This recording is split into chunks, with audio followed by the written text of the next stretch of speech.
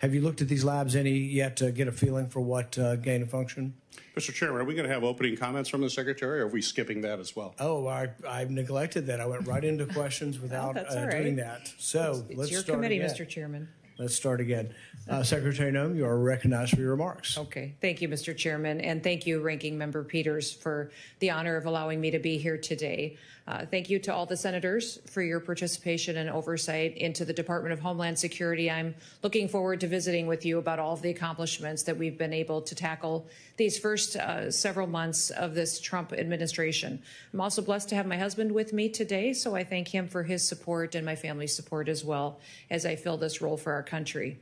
Having previously served 8 years as a member of Congress, it's my distinct honor to be on this side of the dais today as the Secretary of the Department of Homeland Security.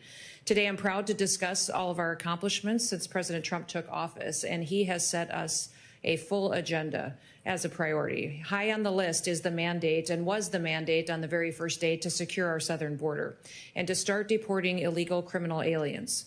The border crisis is the biggest problem that was facing our country, and it was one that was imperative to fixing for our nation's future. We're solving this crisis at a record pace, and we have delivered the most secure border in American history. We've obtained near complete operational control of the border, with daily encounters down 93% since President Trump took office. And because we're fixing this biggest challenge so quickly, President Trump can focus on other priorities as well and problems that are facing the American people. Let's just look at the last 10 days. Last week, he signed a historic prescription drug reduction and pricing executive order that will slash prices for the American people.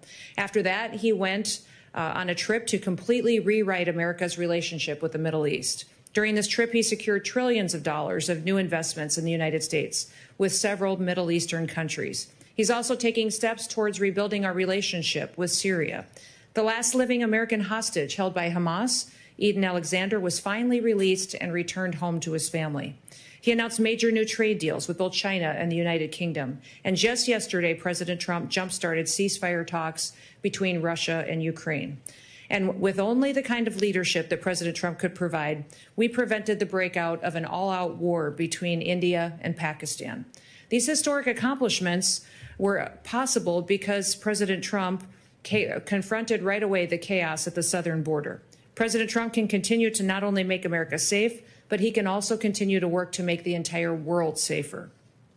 Now, at the Department of Homeland Security under President Trump, we've already delivered a drastic turnaround in Homeland Security, from the southern border to our Coast Guard to cyberspace.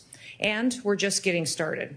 The secure border has allowed our men and women of law enforcement at DHS to zero in on fighting cartels and their illicit activities. Under President Trump, we have designated 6 cartels and 4 dangerous criminal gangs as foreign terrorist organizations. This has allowed us to take a whole-of-government approach to going after these murderers and these drug traffickers. In March, fentanyl traffic at the border fell 54% compared to the previous year. And once again, the United States is enforcing immigration laws to arrest, identify, detain, and remove dangerous illegal alien criminals. We're prioritizing those that are a public safety threat to people, especially those who are affiliated with the terrorist organizations MS-13 and Tren de Aragua. Customs and Border Protection has worked to enforce President Trump's America First trade agenda, and the Biden administration's trade policies that hollowed out America's industrial base have been changed. We are no longer shipping our jobs overseas. Instead, we're using tariffs as an effective negotiating tool. The Department of Homeland Security is reforming emergency management in this country. We have the FEMA Review Council, which will be doing the work to make recommendations and also work with this body to change the department into something that actually gives more local and state control. And that first council meeting is today. We are also taking steps to defend the nation's transportation systems, which are vulnerable targets for attack. The Transportation Security Administration is responsible for ensuring all of the safety of individuals who travel. In a single day, there are 45,000 flights and nearly 2.9 million Americans and passengers in the United States. We're also fulfilling our obligation, and did do so, to implement Real ID, which was enacted and put in law over 20 years ago. Validated IDs secure travel, safeguard our elections, and help make sure that we never experience another tragedy like 9/11 again. And as technology advances, so do the threats to our nation. That's why cybersecurity is so crucial to our future. Countries like Communist China have the capability and the intent to infiltrate and to potentially disrupt our critical infrastructure systems. Despite these threats, the Biden administration instead used CISA to promote politics and police speech. Under President Trump, we've been working to get CISA back on its intended cybersecurity mission. The Coast Guard is the only branch of the U.S. Armed Forces that is under the umbrella of the Department of Homeland Security. It has many missions with specialized needs. And as we secure our southern border, the cartels have shifted their activities out into our maritime borders. The Coast Guard has already surpassed fiscal year 2024's drug interdiction numbers just since President Trump took office. And they have also excelled at search and rescue while interdiction of illicit substances as well. Still, the Coast Guard is facing our greatest readiness crisis since World War II. We have a plan to reinvigorate this critical component to make sure they're ready for the future. And with Force Design 2028, we will transform the Coast Guard into a more agile, capable, and responsive force. We're making sure that they have the resources and that they have the vision to lead and to be the point of the spear in the future. Now, since I took office, one of the responsibilities that I have is in reforming the Secret Service. We've reassessed the Secret Service's needs. We've gotten recruitment away from DEI recruitment that the Biden administration was doing, and we're making sure that they're equipped and ready to take on the task of protecting our future leaders and the leaders of today.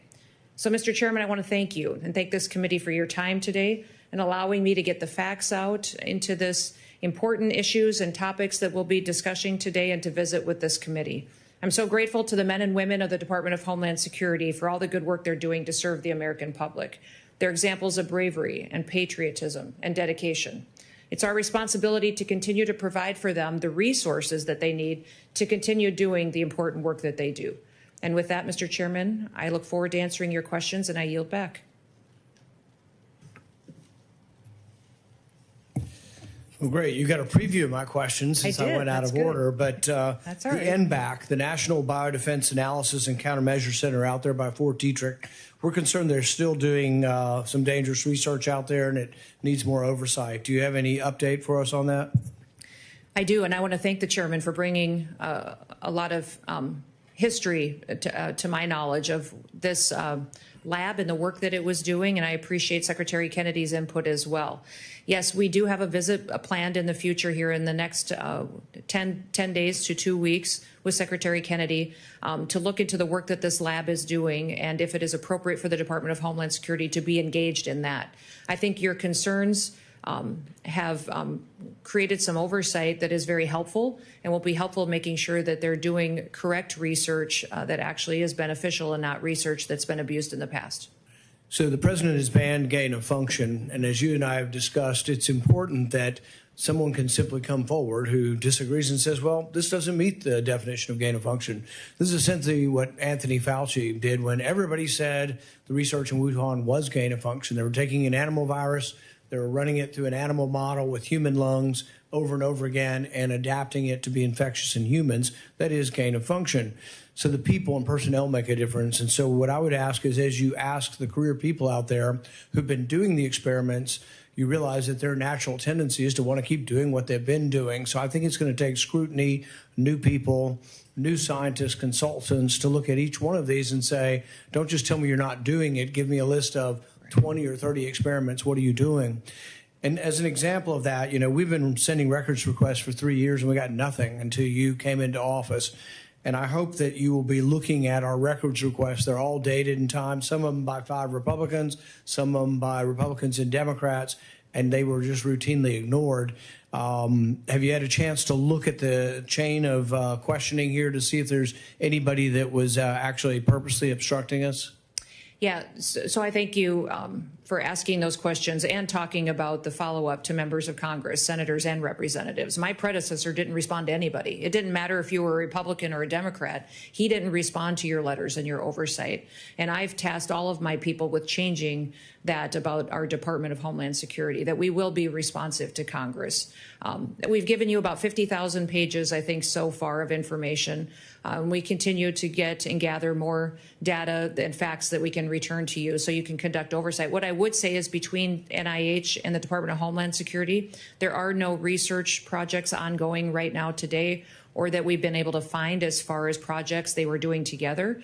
We did have a couple of employees that were contracted for their specialty backgrounds that have done work over at NIH before, but that kind of oversight needs to happen. And I think it's important that we have an independent outside source that also is reviewing the work that they do. As you're collecting the records, I would just ask that you ask the people, why wasn't it given before, and see if you can find where the chain of command ended. Were there people purposely not giving us the records because they really shouldn't be employed by government? Secretary Mayorkas has told us repeatedly that there was no censorship going on. The CISA wasn't doing anything. They weren't involved with speech. We know from the Twitter files they were. Have you uncovered any internal communications or activities that contradict their testimony with regard to the government being involved in censorship? Yes, sir. We have literally found thousands of documents that have proven that they were involved in censorship and policing speech. So we will be unveiling these to this committee and making sure we're exposing what CISA was doing with a vast majority of its time of certain employees. And some of the discussion I think we'll have here today is about getting CISA back on mission and some of the reductions in staff that have been over there. And that's reflective in the fact that many of them were doing work that they shouldn't have been doing. And I hope you'll look at our bill, the Risky Research Review Act. Administrations do a lot of things and a lot of good things, and then they go away when the next administration comes in. The good thing about this legislation, it would be a presidential commission of scientists to define on a continual basis what is or isn't gain of function, to rule on that.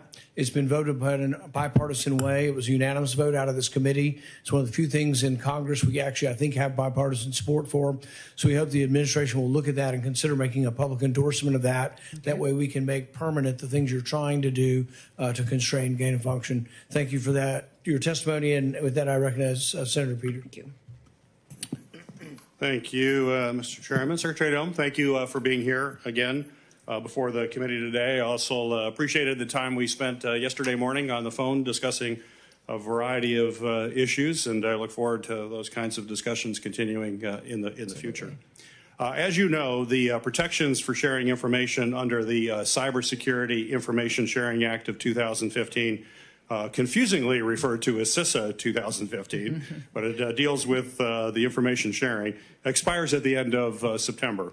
This is a critical authority that applies to information sharing across the federal government, not only to CISA, the agency, but it also allows the agency the ability to have robust and timely cyber threat information shared between public and private sectors, as well as among private sector companies, so folks have an understanding of the threat landscape that's out there and have full awareness of what's coming at them by nefarious actors. Does the administration support the extension of this incredibly important authority that I've been hearing about from a number of stakeholders that they're very concerned it's going to expire? Does the administration support the extension? Yes, we do. Thank you, Senator Peters. It's a very important piece of legislation. Does endorse it for 10 more years, which I think is a long enough time frame for us to really make sure that we have the stability we need in this area to create those kind of partnerships you were talking about with private industry. We need their expertise and their knowledge and their interaction with those across the world that hate the United States of America to come in and cooperate with us to make sure we're prepared to secure our systems and our critical infrastructure. Great. Well, I look forward to your support, the administration's support, so we can pass this extension, a 10-year extension, before it expires. You're absolutely right how critical it is. Secretary Noem, I'm also concerned about the increasing number of security threats that we're seeing from drone incursions to public spaces, to airports, critical infrastructure sites all across our country, as we spoke about yesterday morning. Just last week, a man in Michigan was arrested after he allegedly tried to attack the U.S. Army's Tank Automotive and Armaments Command facility at the Detroit Arsenal in Warren. According to prosecutors, the man flew a drone over the facility to conduct operational reconnaissance, further highlighting the need to ensure that law enforcement is properly resourced to deal with this growing threat. While I understand that there are safety concerns with the technology that need to be addressed by the FAA, I would like for all of us to work together to reauthorize DHS and DOJ's counter-drone authorities that also expire at the end of September, because this threat, as you know, is not going away. Last Congress, Senator Johnson and I introduced a bill, S-1631, that I think is a good starting point. So my question for you, Secretary Noem, is can I get your commitment that we can work together to not only reauthorize these authorities on a long-term basis, but actually strengthen those authorities to make sure we deal with this persistent threat? Yes, Senator Peters, I'll take a look at your legislation specifically, but we do need to reauthorize the authorities that we do have in order to address not just our Homeland Security day-to-day activities, but we're hosting some very large events in this country that will, I think, challenge our ability to secure that many large events at one time. So having those kind of authorities and addressing what we can do to cooperate with states and local governments and cities in locations where big events happen would be very important to do that. So you're right, the expansion of those authorities needs to be looked at to make sure it's appropriate, but also gives us the tools we need to keep people safe. We've got the Club Cup coming this summer, the World Cup next summer, which will be 10 million ticketed people, 22 million people that will be involved in the activities surrounding it. The Olympics coming. That's important we address this now so we can be proactive. Yeah, absolutely. Well, I appreciate that. So Senator Johnson and I would appreciate it. And our biggest supporter for our bill is actually the National Football League, who have real concerns about their games. We've already had games interrupted, and it could be more serious at some point. Secretary Noem, 2 weeks ago during a Senate appropriations hearing, you told me very clearly to the questions that I had that CISA was, quote, back on mission, end of quote. If this is accurate, my question is, why is the administration proposing to cut $500 million from an agency's budget for an agency that's on mission right now, when those activities you previously described as off mission, specifically election security work, cost about $20 million. Those folks have been let go. They're no longer there. I can understand a cut of $20 million, but this is a cut of $500 million. So specific, if you could tell this committee what specific activities or departments at CISA does the department plan to cut as a result of these very large proposed cuts?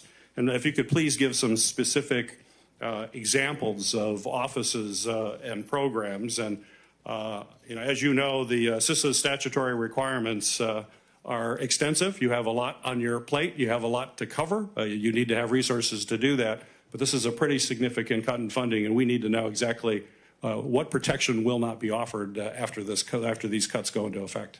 Yeah, we will continue to fulfill all the statutory requirements that the Department of Homeland Security has and has given to CISA as in the work that it does. Putting it back on mission means that it fulfills the responsibility of why it was created, and that's to be the cybersecurity agency of the nation, to go out and secure our critical infrastructure, work with small and medium-sized businesses and states and localities to give them the insight and wisdom they need to make sure that they're not vulnerable to hackers or nefarious activity. Getting rid of censorship, getting rid of the Ministry of Truth at CISA, the employees that were duplicative, that were fulfilling roles that wasn't related to cybersecurity was something that we addressed. I would say under the president's budget, cybersecurity is only strengthened. And we're doubling down on the need to build private and partner with those individual industries that have the expertise and knowledge that we've lacked for so long. And they're looking for some more abilities to do new things for this country as far as giving us insight into nefarious activities. But they do ask that we give them some level of protection from liabilities. And I think you're very familiar with some of their concerns. I want to work with you to see what we can do to address those needs so that we can have the information we need to really, truly secure the country. One of the biggest alarming things, and I think I visited with you about this before, was that we still don't necessarily know how to stop the next Vought typhoon.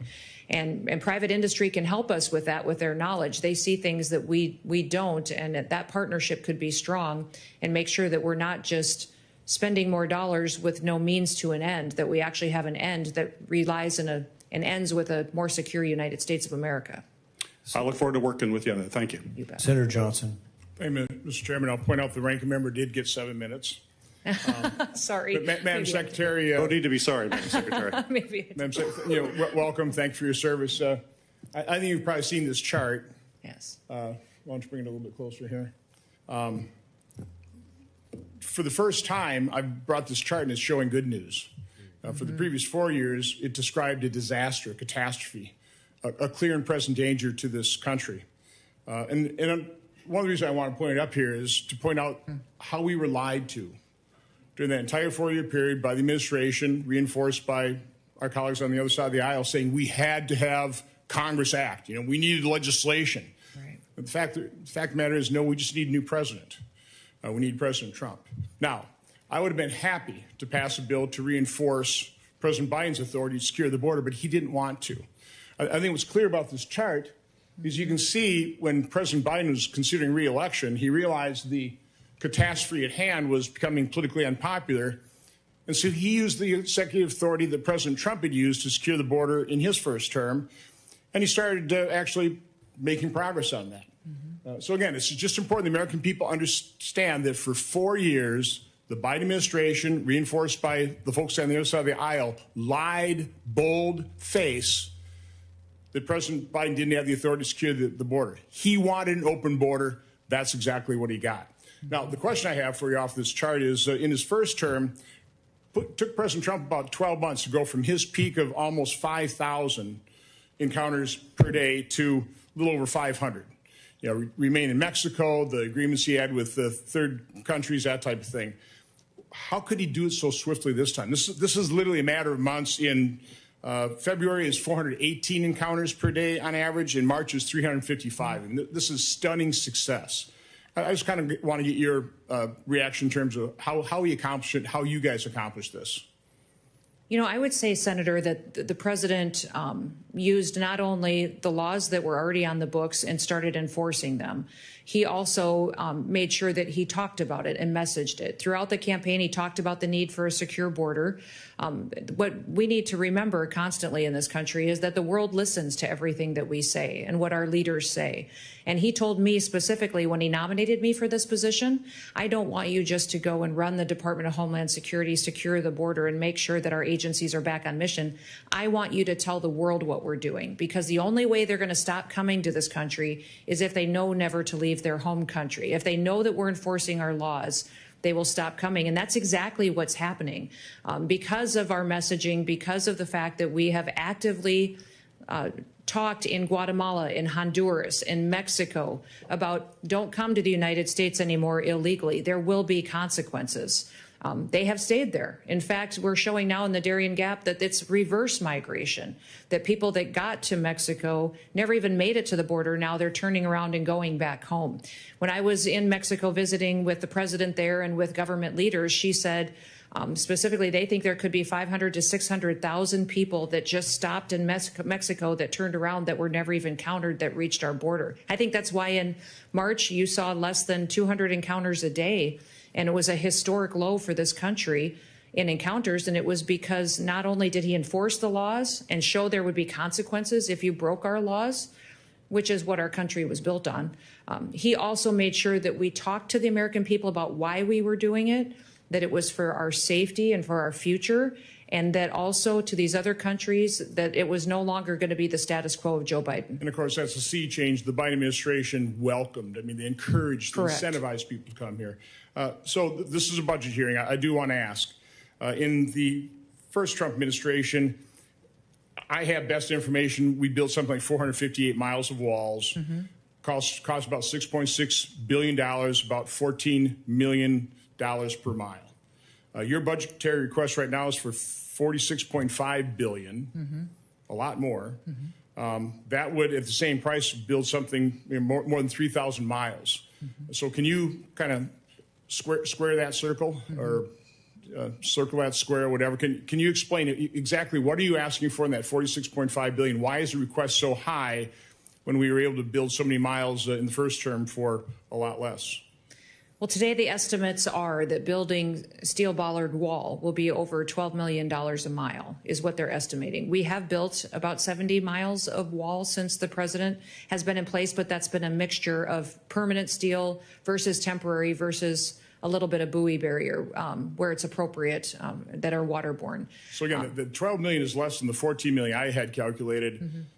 That would be way more than 3,000 miles. Are you really planning on building 3,000 miles? The problem that we have at the border right now is that we have CBP cameras and towers that don't work.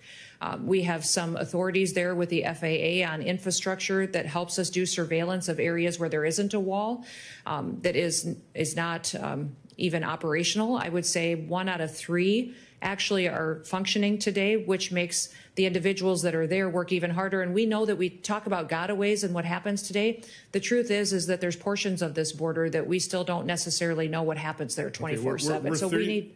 We're $37 trillion in debt. I'm just going to ask Yes. that you and the department sharpen your pencil on that wall request. Yes. I think it's more than you need. Yes. Okay. Again, I'm happy to provide the support you need to secure the border, do the deportations, but we need to be very concerned about how much we're spending, and it needs to all be justified. Thank you. Thank you. Senator Hassan. Thank you, Mr. Chair. Good morning. Good morning. Madam Secretary. Secretary Noem, the White House Deputy Chief of Staff recently said that the Trump administration is actively looking at suspending habeas corpus. Last week you were asked about this, and I want to clarify your position because it's obviously really important to get this right. So, Secretary Noem, what is habeas corpus? Well, habeas corpus is a constitutional right that the president has to be able to remove people from this country and suspend their right let me stop you, ma'am. Habeas corpus, excuse me, that's incorrect. President habeas Lincoln corpus, used it. Excuse me.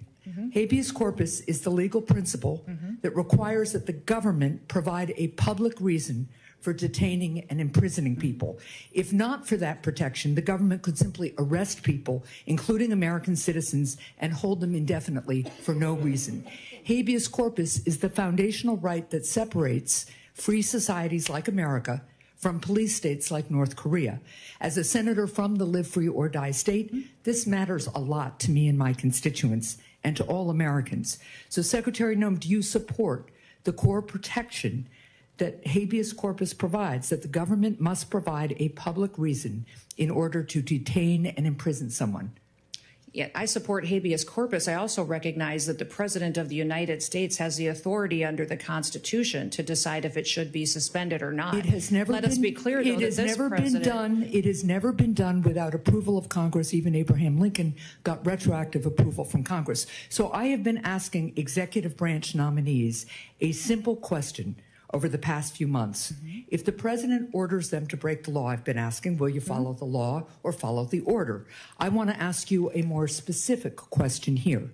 If the president tries to suspend habeas corpus and a federal court reverses the president's order, will you comply with the court order and uphold habeas corpus, or will you follow the president's directive? We are following all federal court orders and are complying with that, as is the president, and every decision that I make as well. That is obviously not true for anybody who reads the news. There are federal court orders right now, including returning somebody who was deported mistakenly. But to be clear, this is about a fundamental legal right that ensures that we live in a free society instead of a police state that would have a sham legal system like Russia or North Korea. So I'm glad that you have now committed to following court orders. I'm glad you believe in the basic freedom for Americans if ordered to do so by a court. And again, I want just to make clear that it is critically important that even if the president tries to suspend the right of people to know why they've been detained or imprisoned, if a federal court reverses that order, that you will follow that order. And I hope all members of the administration will, because it's obviously critical that some of the people, for instance, who've been deported by mistake, who didn't get due process, be returned in compliance with court orders. So now, let's move on to another issue. International criminal organizations target Americans with sophisticated cyber crime, including elaborate scams that robbed Americans of billions of dollars, with seniors in the United States losing $5 billion to scammers in 2024 alone. As artificial intelligence improves, so does the ability of criminals to deceive and defraud Americans. With this new technology, criminals can impersonate loved ones, develop advanced malware, or make more convincing phishing messages. How is DHS working to identify trends in illegal activity and ensure that new AI systems have safeguards in place to prevent their use in criminal activity? Yes, we are working extensively through CISA, but in all of our agencies to make sure that we're going after these criminal, nefarious actors. I would say partnering with private industry is critically important so that we have the insight that we need to really understand the tactics that they use and the advancements in software. The AI ability that they have to adjust and to supersede some of our systems is incredible. And so investing in those systems is important, but also having the knowledge and bringing everybody to the table and breaking down the silos between our agencies and our intelligence agencies is important, so we all have the information that we need to get. Well, and that gets me to one final point and question here, because Senator Peters began to ask about it. There's been recent reporting that indicates that the Chinese government installed remote access to Chinese-made power inverters in the U.S., raising concerns that the Chinese government could try to disable parts of our power grid.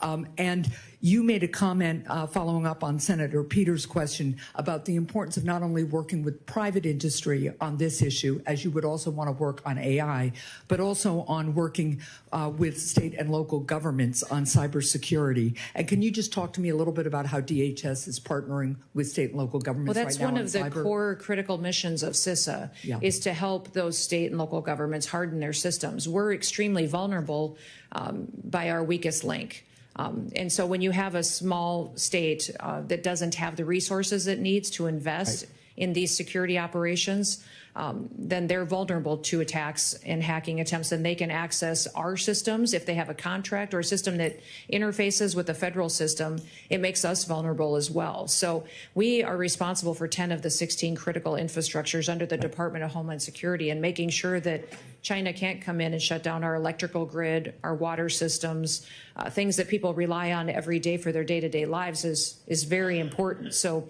that's why we need these kind of partnerships, is to make sure that we're secure all the way down to our smallest actor that participates. Well, I appreciate that, and I appreciate working more with you on that. Thank you. Thank you. Senator Lankford. Secretary Noem, good to see you again. Thanks for your leadership and the work that you've already done, and there's a lot more still to do, but y'all have had a pretty remarkable start in the process. And I'm very grateful. For 4 years, every single hearing we ever had with any DHS official was dominated by border, close it, close it, close it, close it, and excuses why they couldn't. It's kind of fun for me, actually, to be able to sit here and hear a conversation about FEMA, about Coast Guard, about all the other aspects of DHS that's out there, Secret Service, when all we had time to talk about was about border in the previous time. I had my team pull together just the March numbers for the last 4 years of border crossings.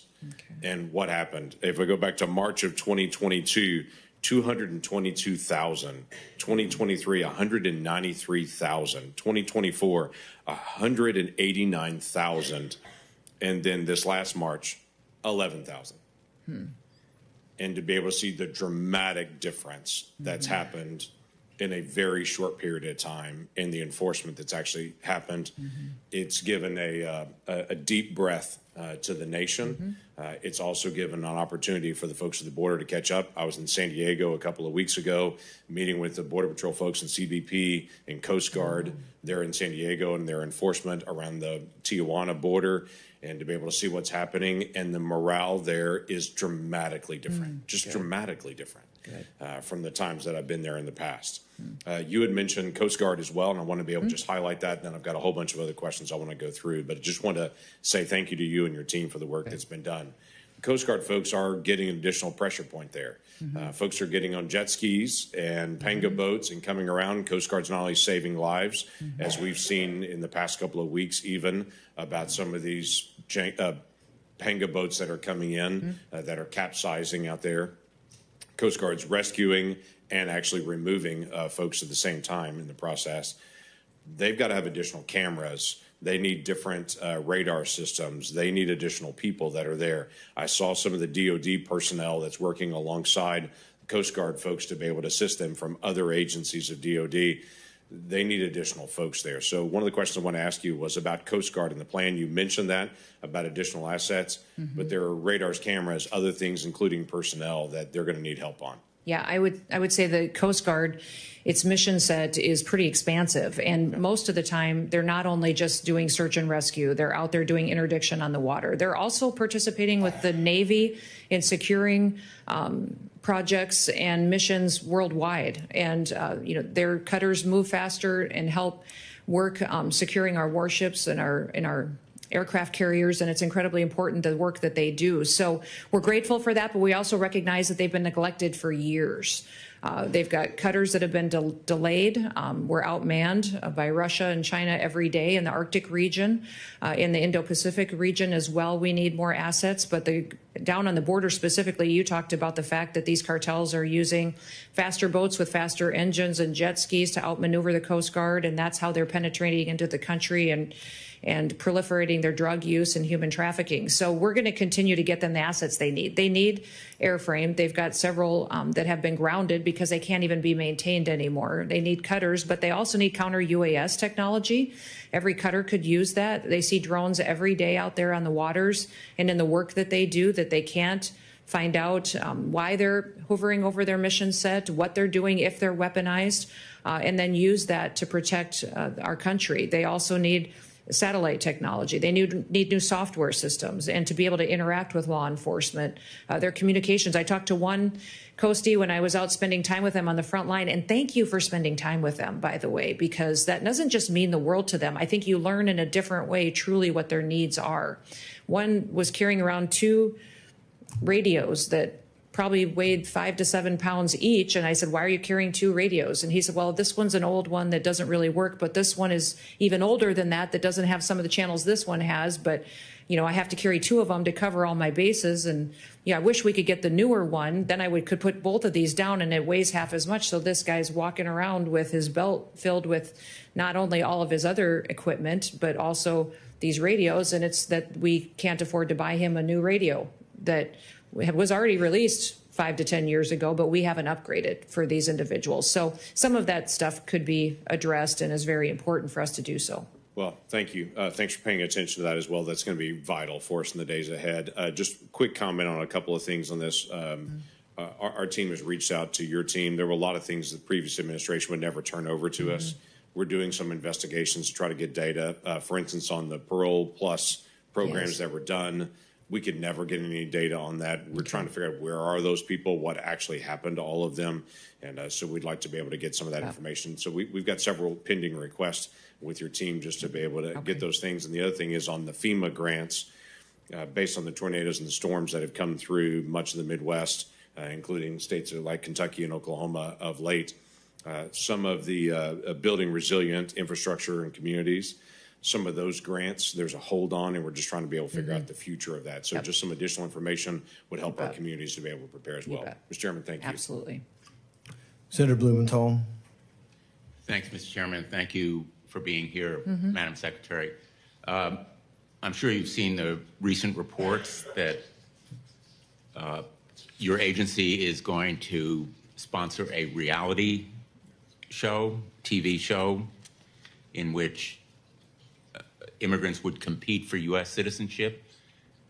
Is DHS seriously vetting a reality show for immigrants to obtain U.S. citizenship? Your spokesperson is quoted in the Wall Street Journal. I'm going to ask that article be in the record, Mr. Chairman, if there's no objection, saying that, quote, it's in the very beginning stages of that vetting process. Each proposal undergoes a thorough vetting process prior to denial or approval.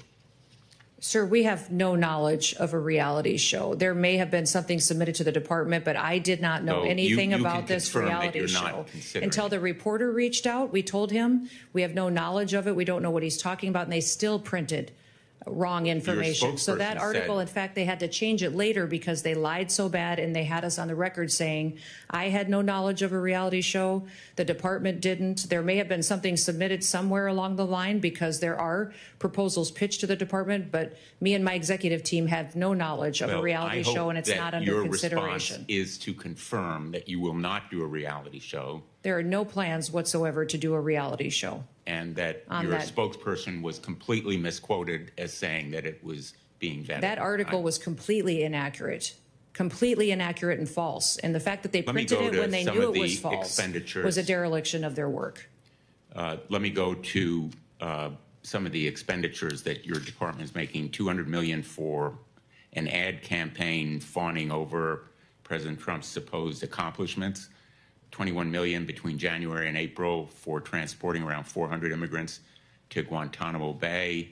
About half of them were flown back to the United States. $6 million to El Salvador to imprison 300 individuals in a prison known for grave human rights violations, and many more, including $1,000 to immigrants wishing to self-deport. I understand one of the planes left within the last 24 hours.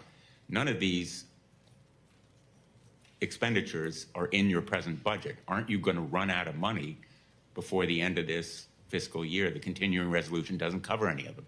No, all the dollars being spent are being utilized as authorized and appropriately for the situation. Well, none That of them flight have that been left yesterday, though, under the flight continuing resolution or any other way that we normally authorize money.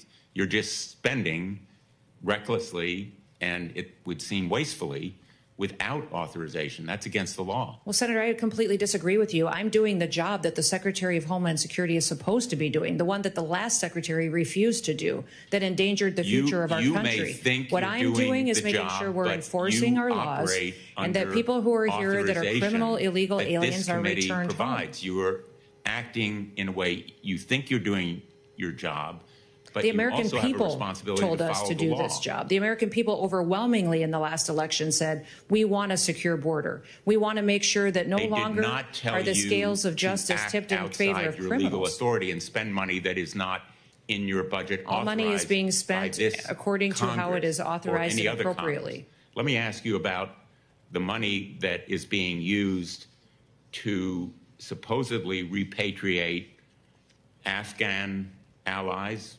refugees to this country from the Taliban, Ukrainians who have fled here from Russian aggression. Can you confirm that money is being taken from the foreign aid allocation? Are you talking about the temporary protective status program? Correct. Yeah. So The repatriation, supposedly, of those individuals here under the temporary protected status program. yeah, so we do have thousands of individuals that are here that have been protecting or been participating in the TPS program. That has been reevaluated to see if that program is still being utilized the way that it is supposed to be, as intended by Congress when it was laid out. But there are If documents that is always that have intended been to be publicly reported that say the administration is going to use money from the foreign aid program, AID, to send those people back to countries where they will be persecuted, tortured, and perhaps killed, as the Afghan allies would be. Let me finish my question, ma'am. Where they will be potentially killed, tortured Afghan allies who served us during our wars there, saved lives of American soldiers and diplomats, are going to be sent back to the Taliban using foreign aid money. Can you confirm that's the plan that's been reported in the Washington Post this morning? No, I won't confirm that because that's not true. Those individuals have an opportunity to apply for asylum and other programs where they will be protected if their lives are in danger from the government that's in their country. Who can't Time has expired. Senator Moody. Thank you, Chairman Rand, and welcome. Thank you for being here. Yeah, thank you. I think I can speak for everyone in this room and everyone in this country that you are a welcome addition as the head of DHS. In fact, you heard time and time again from everybody that's been questioning you. They sought repeatedly documents from that agency. I litigated as Florida's Attorney General against DHS and Secretary Mayorkas and sought documents. And as part of that, and I hate that it took litigation to uncover what I believe was the most destructive cover-up in our nation's history. But I uncovered plans by DHS when the border was overrun to just step back and let everybody come in and facilitate that. Plans to push quotas into the interior daily. Plans to build illegal programs to bring more and more people directly here from out of our country here. Plans to illegally release people into the U.S. that had been brought here for prosecution, solely for prosecution for drug crimes from outside our country. And when they finished their decades-long prison sentence as drug traffickers, instead of historically as they would have been deported, they put them back into the community in which they were prosecuted and released them. The premeditated calculation that went into destroying our borders and pushing barely vetted, oftentimes dangerous people into this nation, I believe was something that we will look back on in a nation and say that was the moment as a country we stopped taking seriously protecting the sovereignty of our nation, our security, and making sure first and foremost we were keeping an eye on the plans of our enemies and the weaknesses that we had as a country.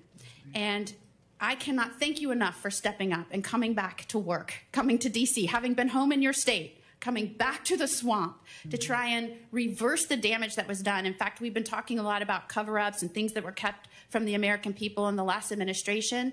Your predecessor sat here and testified to Congress time and time again while I was busy litigating as an AG, uncovering the real plans. The border is secure. The border is secure. The border is secure. Time and time again, he lied.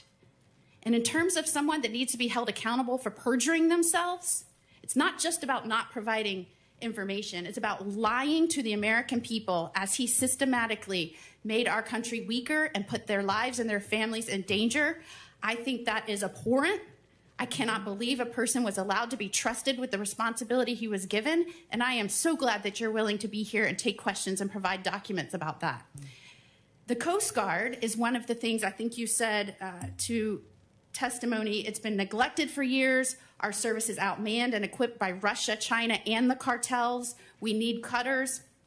I can tell you in Florida under the last administration, we kept seeing people, many times criminals, coming to our shores. We are a maritime border, obviously. We had to surge resources. Thankfully, President Trump came in on day one and asked that we do that, so we were able to surge resources there. But I just wanted to give you some sort of example. In the last year, we saw 13,500 illegal aliens stopped from entering Florida, about almost 700 vessels that we kept from coming onto shore.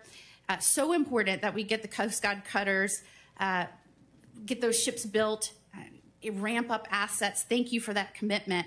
I am concerned that we might, in trying to do that so quickly, much needed, that we give foreign nations or companies outside the United States contracts.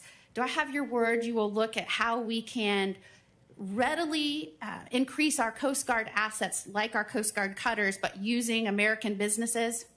Absolutely. That's one of the things that Force Design 2028 focuses on, is making sure that we're building those kind of partnerships to meet the needs that the Coast Guard has. And I'd say our greatest asset is our people. I'm so thrilled with the fact that Coast Guard recruitment is at 108% of its recruitment goal, just because of the excitement to serve in a fleet that gets to do its mission again and recognizes that it's been neglected for too long, but there's a focus and a recognition of the important work that they do. And certainly Florida has participated a lot with partnering with not only in Texas at our southern border, we've sent assets there, but we are ramping up our own assets to complement what was not provided up to us in the last administration. Thank you for your dedication to making sure that's provided to us so we can secure our own maritime border. Appreciate that. Absolutely. Absolutely. Thank you. Perfect 5 minutes. Thank you. Senator Kim. Thank you, Chairman. Madam Senator. Secretary.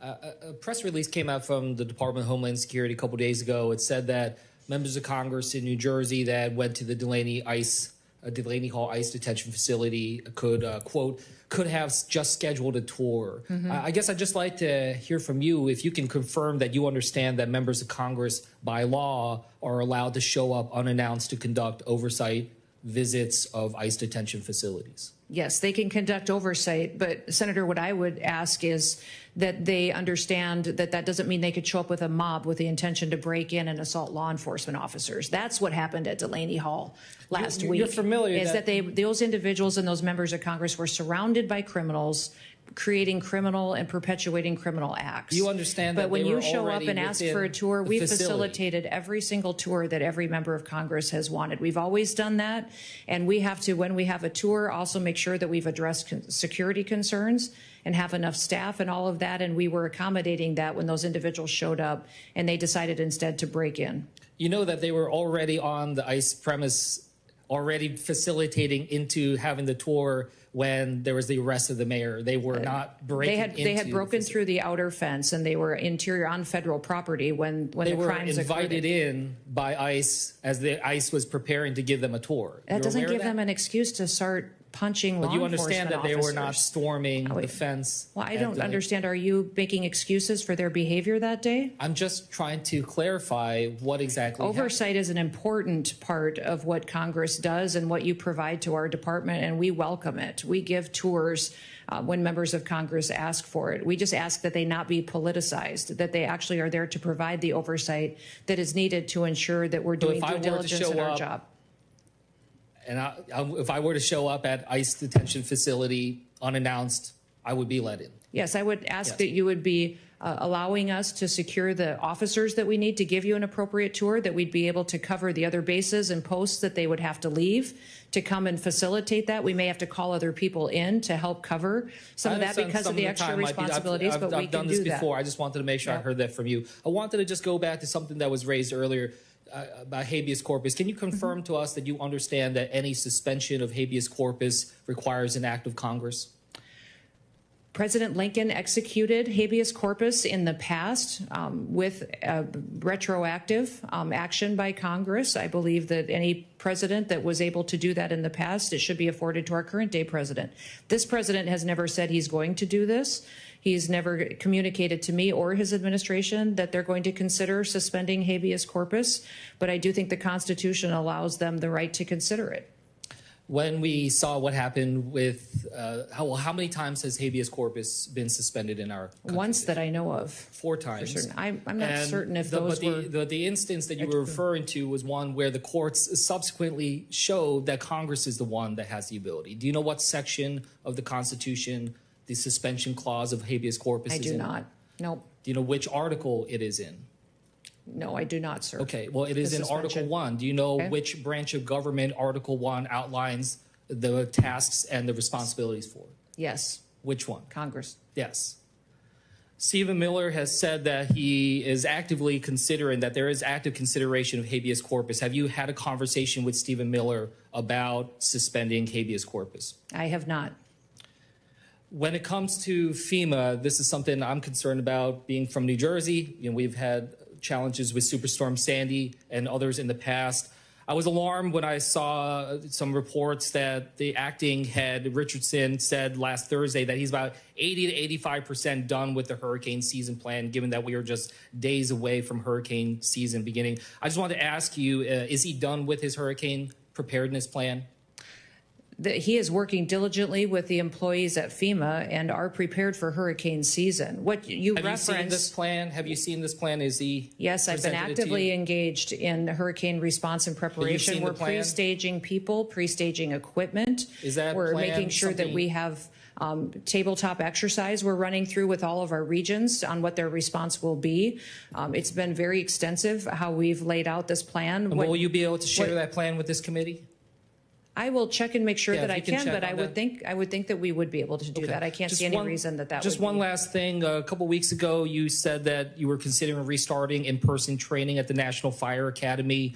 I just wanted to ask if you're prepared to tell this committee that that you are moving forward with restarting in-person trainings. Yes, the plan is to do that again. So that has been approved to restart? Yes, it has been. Okay, thank you. And with that, I yield back. Senator Scott. Sure. Thank you, Chairman. First, thanks, Secretary Noem, for being here today. I want to take this opportunity to thank you and President Trump for returning the Department of Homeland Security to its core mission of securing the homeland and making communities safe again. We had an increase in threats under Biden and a complete open border. You have prioritized our border, Daily border encounters have plunged 95% since President Trump took office. Is that correct? That is correct. You're finishing the border wall. In 100 days, DHS already has 85 miles of new construction either planned or under construction. That is correct. That sound right? Yes. The Trump administration has reunited nearly 5,000 unaccompanied children with a safe relative or guardian after the Biden administration completely lost track of over 300,000 of these vulnerable minors. That sound right? That is correct. The United States Customs and Border Protection and the U.S. Coast Guard have seized nearly 232,000 pounds of fentanyl and other illicit drugs, stopping them from ever reaching American communities or Florida shores. Sound right? That is correct. And you are bringing accountability to the agency. It's incredible what we can do with a willing partner like you and President Trump, who actually want a secure border and enforce our laws. Secretary Mayorkas testified repeatedly before this committee and lied to my face, saying that our border was secure. Clearly, it was not. Worse, the Biden administration dismantled every process and system we had in place to secure the border and allowed millions of illegal aliens, including hundreds of known terrorists, to come into our country unchecked and unvetted, wreaking havoc and bringing drugs. They were welcomed into our country by Mayorkas and the Biden administration. Secretary Noem, you've been working for months to fix the mess your predecessor left behind. Is the border secure? Yes, it is. Besides additional resources, which you clearly need, what legislative fixes do you need from Congress to maintain a secure border? Well, Senator, thank you for the question. This border is the most secure border that we've ever had in the history of the United States of America. But what we need to do is address the areas that are still vulnerable. And those areas require technology, wall infrastructure, more individuals at times. That we need surveillance equipment, camera equipment to be fixed. Only 1 out of 3 CBP cameras are really functional right now. So the reconciliation package is incredibly important for us to have the resources we need at the border, but also to make sure that CBP can continue to do their work that they do of our ports of entry, assessing tariffs and collecting duties, all of that. But beyond that, reconciliation has needed assets for other areas of our national security portfolio. The fact of the matter is the Department of Homeland Security is one of the largest agencies with one of the smallest budgets. And the task that we have taken on is gotten more and more complicated all the time as things move online, cybersecurity, bad actors get more sophisticated. And now we've let these dangerous terrorists and cartel members into our country, in the interior of our country, that threaten the American public. They need to be removed and taken out, and we're fighting a court system at times as well. So that reconciliation package makes sure that we're able to do due diligence in the work that we do and really assure the American people that we're on watch for them. Beyond that, Remain in Mexico policy to be codified would be incredibly important to make sure we have stability in that policy going forward. Some clarity and credible fear would be wonderful to have if this body would choose to tackle that. That would help us not have to deal consistently with court challenges and tie us up fighting that battle when we really should be addressing security concerns. Miami is one of the 11 U.S. cities hosting matches for the upcoming World Cup. Can you discuss how DHS is preparing for that and how DHS is working with the state and the locals to make sure they have everything they need for a successful and secure event? Yes, we are working diligently with FIFA and other entities to ensure that cities and states have the assets that they need. This will be an unprecedented world event. It'll take place in 3 different countries and many cities across our country, but also Mexico and Canada, and it will take place over a month. It's the equivalent to 10 different Super Bowls, and we will at times have 11 different matches going on in the country on the same day, and making sure we're supporting security operations in all of these cities is imperative. So having the conversations now, there's meetings happening almost every single day between our department, the White House, the federal government, and FIFA and these cities, to ensure that we have the protocols in place, the guidelines in place, universal approach to how they're going to be applied, and then what we can do to secure not just the ground and territory and access to these events, but also the air space above it. We need counter-drone technology. We need to have jurisdiction to be able to make sure that we're dealing with those threats as they present themselves, but also make sure that we have the men and women that are trained and prepared to secure them going forward. It will be safe and it will be secure. It's a lot of work because we've never done anything like this before, though. Well, thank you for all your hard work and your team. Thank you. Appreciate it. Senator Slotkin. Thank you, Chairman. Thank you for being here. You know, Michigan's a border state, so we need each other. We have a very big bridge that's being inaugurated, ribbon cut in September. We need that to be fully staffed. We have a lot going on in Michigan as a northern border state, so we need each other. But what I'm concerned about is that you've taken the mandate to close off the border beyond going after, as you say, the, quote, most dangerous illegal immigrants. I'm a CIA officer. I work my entire life to protect the homeland. If someone's here illegally, they need to not be here. They've committed a crime by being here. They need to go back to wherever they're from.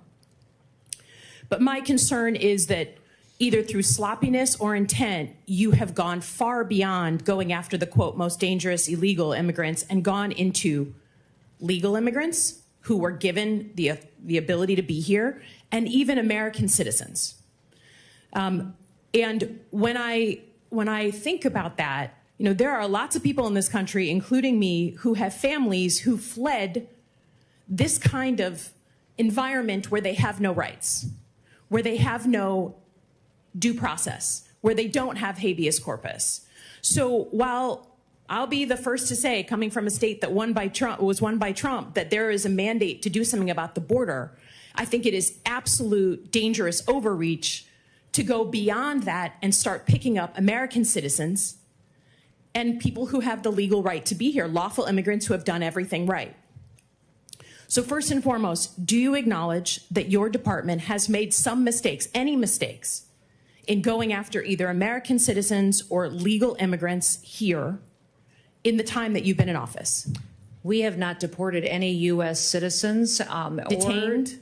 Or people get interviewed. If they get interviewed and they go through that process and we find that they're U.S. citizens or legal immigrants, they stay in the United States. Have you deported we have to any go through the vetting process. Have any American citizens, including children, been deported during your time in office? We have children that mothers have chosen to keep with them. So those by my count, you have 10 American citizens, including children with cancer, who have been deported out of the country. I understand you're saying it's their choice. But it's hard to imagine a small child having a choice. But have you gone after legal immigrants? Again, your standard in your opening statement was the most dangerous illegal immigrants. Does that include PhD students and master's students at colleges across the country, unarmed? Are they the most dangerous illegal when they have status and no weapons? I don't decide who gets status through a student program. The Department of State decides that, and we enforce it. Oh, come on. That's what our Department of Homeland Security does. I just would offer that, again, I have no qualms with going after folks who are here illegally. That is not my concern. That was part of my job, was to prevent people from coming here illegally in a former life. My concern is you're sending a chill down the spine of America by going after people who either have legal status or American citizens. And when my colleagues ask you about habeas corpus, and you say, literally, we can review the tape, that you believe it's a right the president has, you sat here in front of all of us and swore an oath to the Constitution, and that is not at all what habeas corpus is. It is a right that we all get, that American citizens get, that people who are in the United States legally have. So my concern is, it's complete overreach. I don't think American citizens, even those who voted for Trump, believe that you should be able to just grab someone off the street, sloppy, who has the legal right to be here, and certainly an American citizen. And I just am concerned that while you say you're going after the most dangerous folks, what you're actually doing is going after folks for political reasons, right? A PhD student that's unarmed is not at the top of the list. And we're not deporting U.S. citizens, and we're not deporting people who have legal status here. 10 American citizens have been deported. If the children have gone with their parents, it's because their parents wanted them with them. So let me ask you another question about cybersecurity. You know, you've cut $500 million from the budget. What specific programs are you cutting? Because there are programs that really aid states and locals that we depend on for cybersecurity. And we know that right now, while we may have good security in the federal government, if you are a local state official, you're depending on the federal government. So have you cut The ISAC program, the program to states and locals on cybersecurity. The president's recommended budget has a reduction in $491 Does it cut million. that program? I've heard and the what talking it's doing point. is Does it putting cut the CISA program? back on mission. And it's you can't ensuring say that this is the most cybersecurity cyber is secure. going to be strengthened. You cannot say it's the most cyber secure administration if you're cutting the program to my state and to your state. It will and if you be look when on record, that's what you've cut. I yield back. Time has expired. Senator Hawley. Thank you very much, Mr. Chairman. Secretary Noem, good to see you. Welcome. Congratulations on securing the border in a record amount of time. The last administration came and sat where you're sitting for 4 years and told us it couldn't be done. It couldn't be done. The border was just an intractable problem. It would take years to do it. You did it in the space of really 30 days, and now the United States southern border is secure. So thank you for your tremendous work on that. I want to begin, however, with the situation in St. Louis, which I'm sure you're aware of. On Friday afternoon and evening, major storms ripped through the St. Louis area, as well as southeast Missouri. I'm going to put a picture up over my shoulder here. An F3 tornado cut right through North St. Louis. This is what you're seeing here is pretty typical, I'm sad to say, of the damage. We lost 5 people in St. Louis. We lost another 2 in Scott County, which is down in southeast Missouri, there to the south, a couple of hours south of the city. I spent much of the day yesterday just walking these neighborhoods and talking to residents, and this that you're seeing over my shoulder is what these neighborhoods all look like.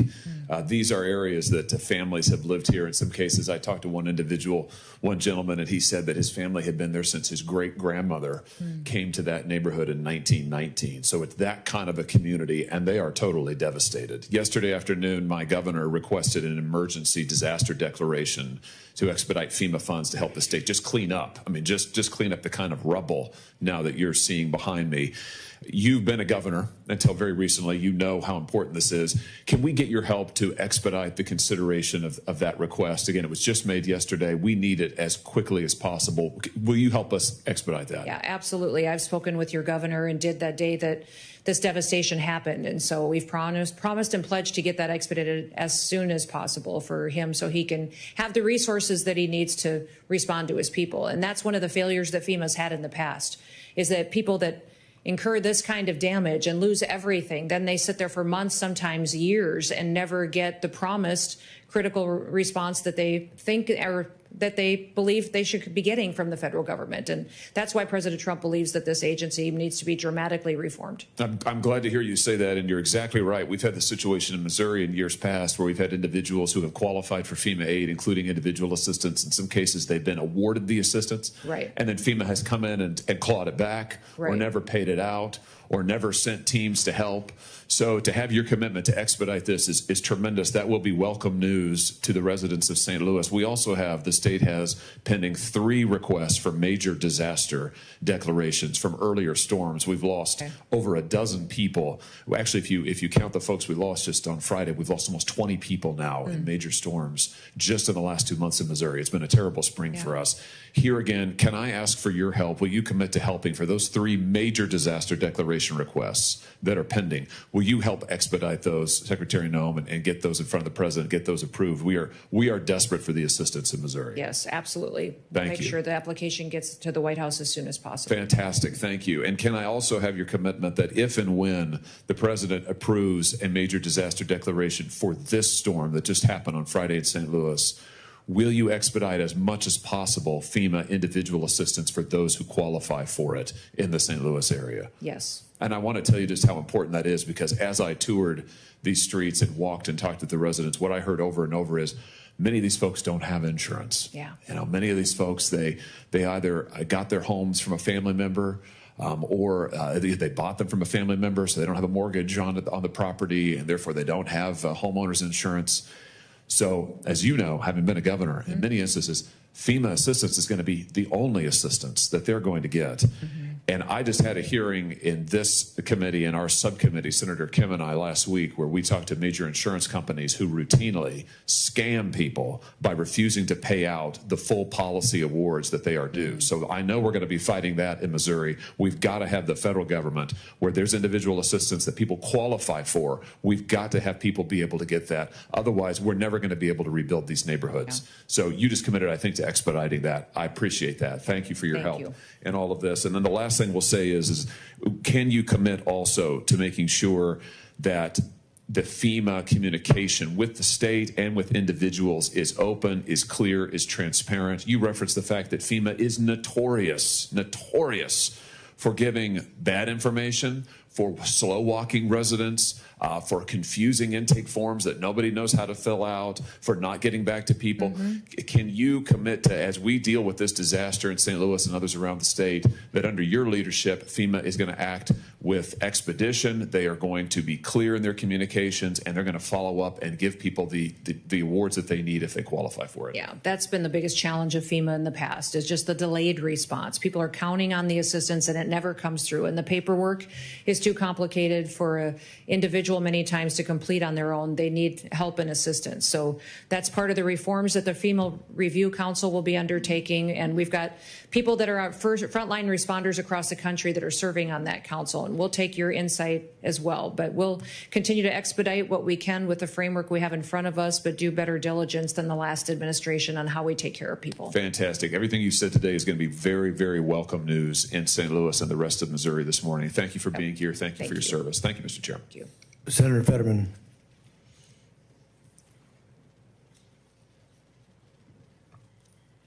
Thank you. Secretary. Hi, hello. Hi, as you may know, I'm from Pennsylvania, and I occupy perhaps a unique position.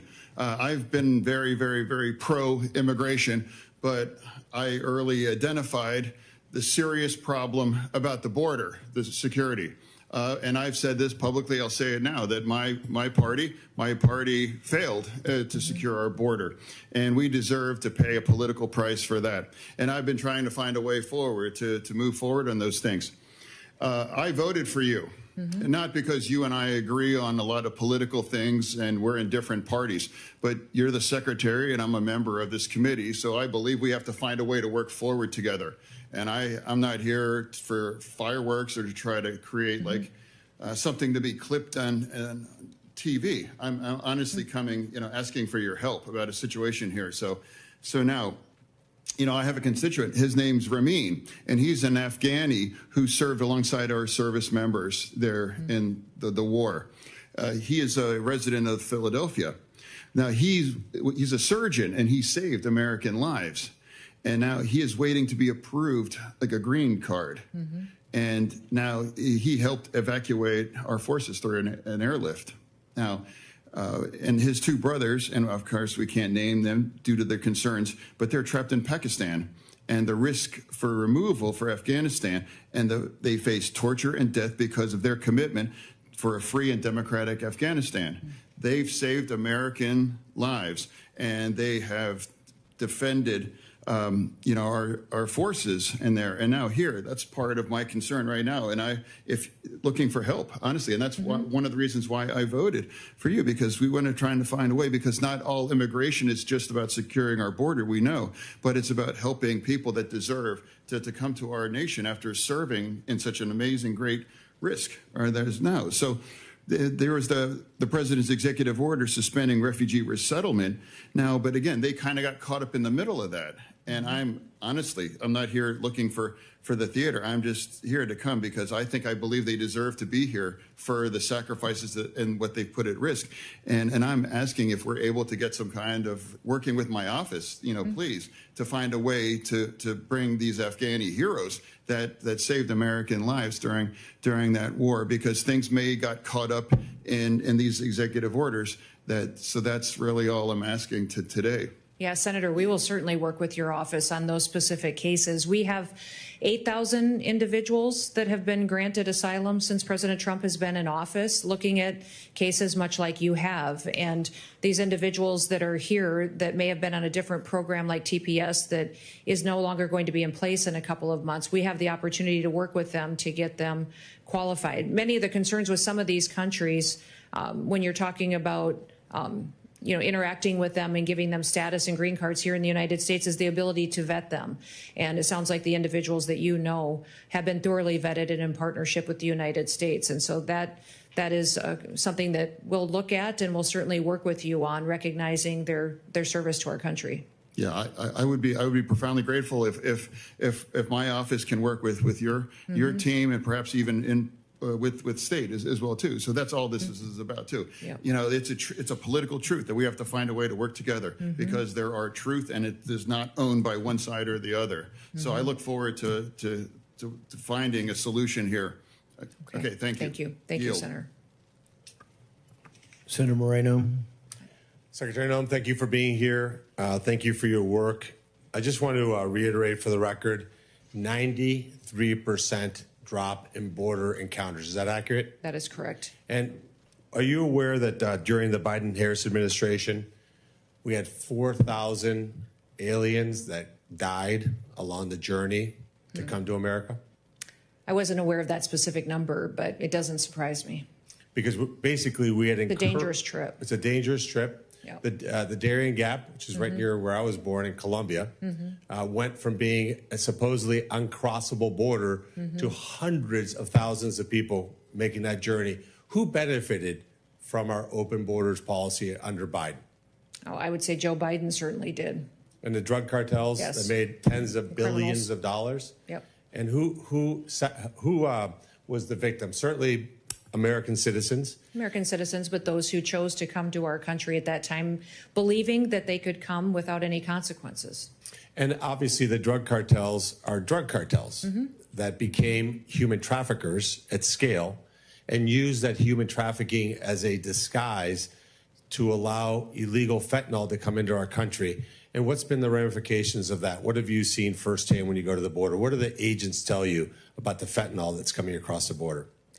Well, it's devastating. Luckily, we have the ability now to enforce our laws with this president, and fentanyl traffic has been down 54% since he's been in office because of that. But unfortunately, what's happening is these cartels, foreign terrorist organizations, are now moving to our maritime borders. They're moving and getting much more sophisticated, and so we need to adapt and have the resources to be able to interdict them before they come in and kill off our next generation of Americans. Yeah, so it's not hyperbole to say that tens of thousands of Americans have not been killed with fentanyl because of that. Correct, absolutely. And it's just important to just reflect, not for political reasons, but just for moral reasons, to say that what happened over the last 4 years is just despicable.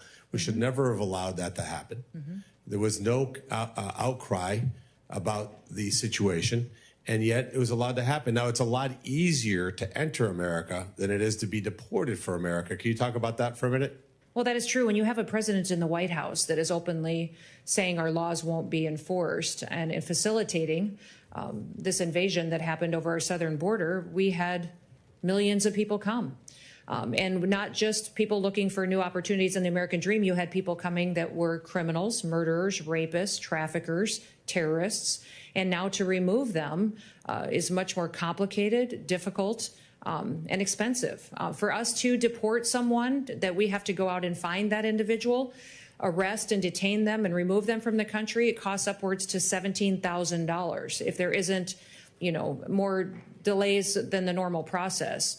That's why we're encouraging people to self-deport. If you are here illegally, we recognize that you may have been here for a period of time, but if you want to leave and have the chance to come back someday, leave on your own. We will facilitate that. We'll buy you a plane ticket. When you land, we will give you $1,000 that you can get started with and provide for your family. That cost of self-deportation is $4,500. So much, much more cheaper for the American taxpayer in how we make sure that we really are following our laws and that the people here in this country, the American citizens, are treated with the respect that they're due by coming here through the legal process and being a part of our future.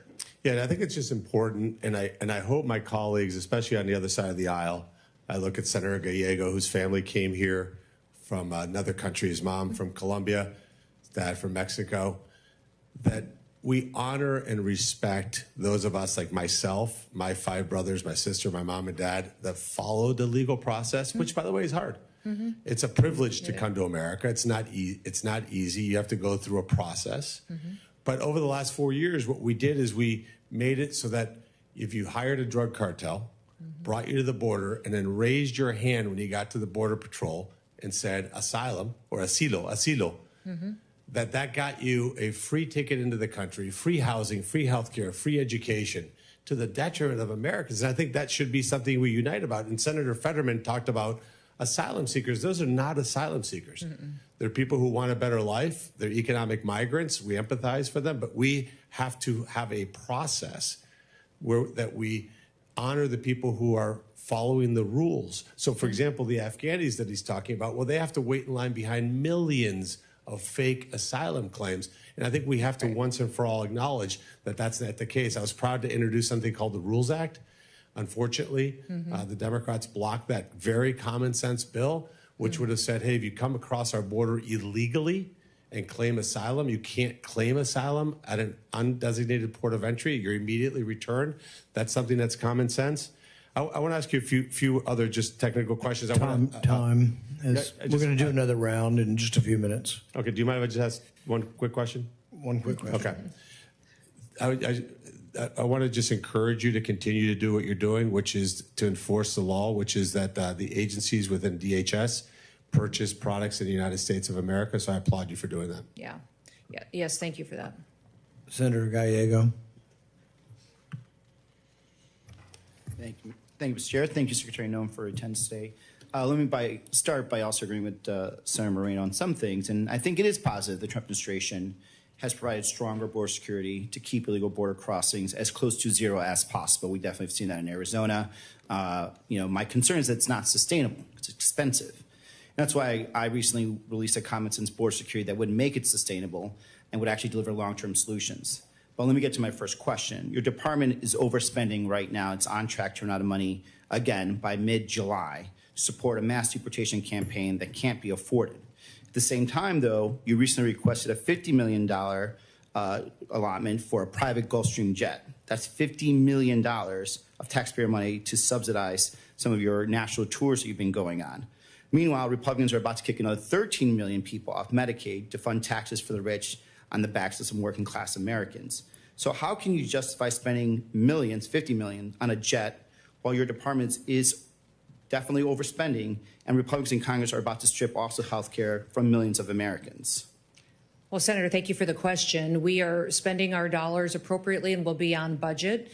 When your reference to the airframe that was the requested dollars were put in for, that's for the Coast Guard.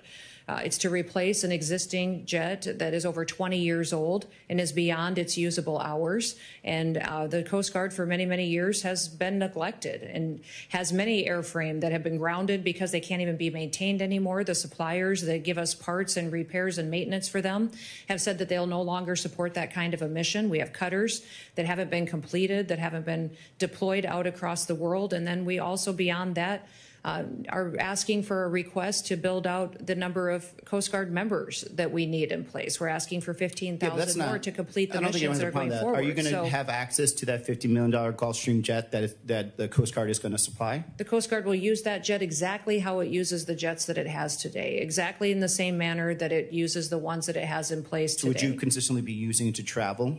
I don't know if I would use that one or if I would use the other one. I have no idea. But I do spend time out there with our components, making sure that they are know that they have a secretary that's engaged with them, that's visiting with them, seeing what their needs are. No, sir, they're not photos. They've meant the world to the individuals at the Department of Homeland Security. They have meant the world to our ICE agents, our border agents, when they ask me to be out there with them so they know what their lives are like. Talking to some law enforcement, besides those under DHS, we've also seen some law enforcement that have been pulled away from investigations, such as child porn, sex trafficking.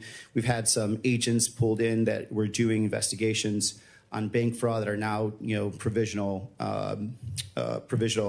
ICE agents.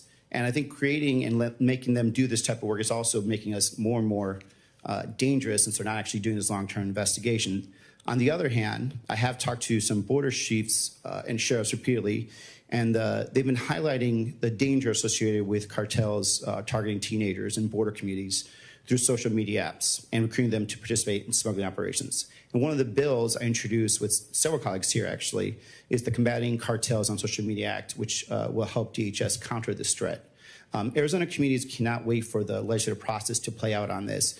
What is DHS doing to solve this problem and help keep American children and communities safe from cartel criminal activity and recruitment too? Well, that is the problem that we have with the longer that they're here, the more established they become and the more they recruit individuals who may live in this country, U.S. citizens, or even our kids to be a part of some of their them are actually operations. on the other side too.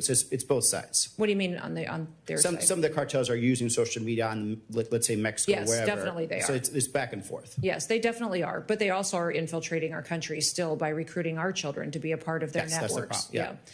So we're working with not just the experts that we have within CBP and ICE, but also using our other components to address some of the sophistication that we've seen in these apps as far as CISA and partnerships that they may have with private industry that can give us insight in what we can do to deploy our own counter-terrorist activities and applications to those systems, what we can do to make sure that we're stopping their ability to communicate with our children and bringing awareness. The Department of Homeland Security has programs in different areas, such as the Know to Protect and the other programs you may be familiar with. Have you been able to work directly with the social media companies, though, not just through the legislative process? We have had conversations with the social media companies. Because by the time we get around to doing it, we're losing more and more people. So like having a very direct conversation in a concentrated effort to actually have outcomes is going to be quicker because they have the option to do it. We don't have to come in and do it. They just choose not to because they'd rather make more money than anything else. Well, that may be, but I found them very willing to come to the table. I've had myself spent dozens of hours with them, and my team has spent hundreds of hours visiting with them on what we can do to be much more proactive. So they've got some solutions that we can pursue. We'll be coming to you with some of those ideas, but I think it's important that we use their knowledge of this way of communication and recruitment to help protect our children. Get back. Senator Ernst. Thank you, Mr. Chair. Secretary Noem, thank you very much for being here today. I truly appreciate it. During your confirmation process, I had shared a story with you, and it was a heartbreaking story about one of my constituents, Sarah Root. Sarah was killed by an illegal immigrant that was drunk driving with 3 times the blood alcohol content of the legal limit. 3 times over the limit. Using a loophole in the federal law, that killer, he fled the country and he vanished for years. But thanks to your leadership, and the work of many of the brave men and women of DHS and the State Department, Sarah's killer was arrested in Honduras in a matter of days after our conversation and was extradited back to the United States. He is in Omaha, Nebraska now, and he is going through the court system there. And believe you and me, Sarah's mother, Michelle Root, her father, Scott Root, and her brother, Scotty Root, thank you day in and day out, and President Trump for having the wherewithal to follow through to bring her killer to justice. So thank you. Thank you for that.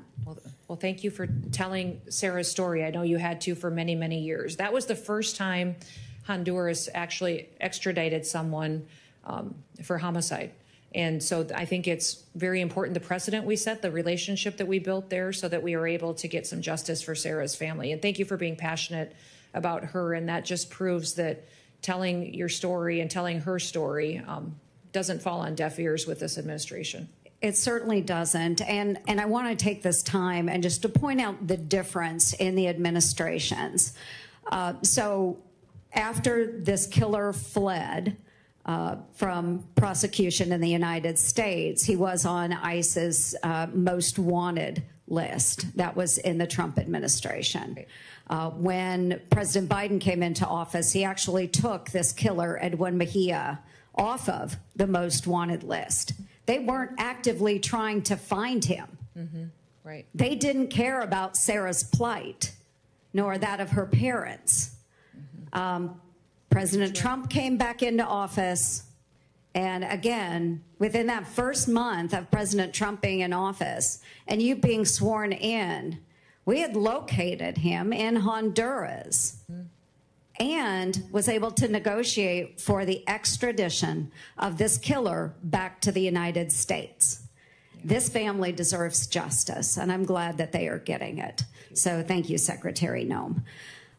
Just a few moments ago, you said that you have provided the committee, quote, with 50,000 pages from COVID and the origins. I haven't seen any of those pages yet. Will you commit to ensuring that I am able to see those 50,000 pages? Yeah, certainly. They were given to the chairman at his request, and I'll certainly forward and them those to you as documents well. those documents are up, and your staff does have access to them. Okay, great. Thank you. I appreciate that. I know that the Biden administration had blocked us from seeing that information. So I think it's really, really important that those of us on the committee that have pursued the origins of COVID have the opportunity to review those documents. So thank you.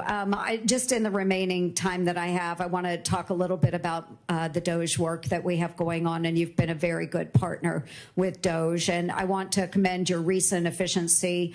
You've enhanced election integrity, and you've saved taxpayer dollars. And in October of 2024, my home state of Iowa uncovered over 2,000 cases of non-citizens. Iowa, 2,000 cases of non-citizens registering to vote or voting after self-identifying as non-citizens at the DMV. This happens every day, folks.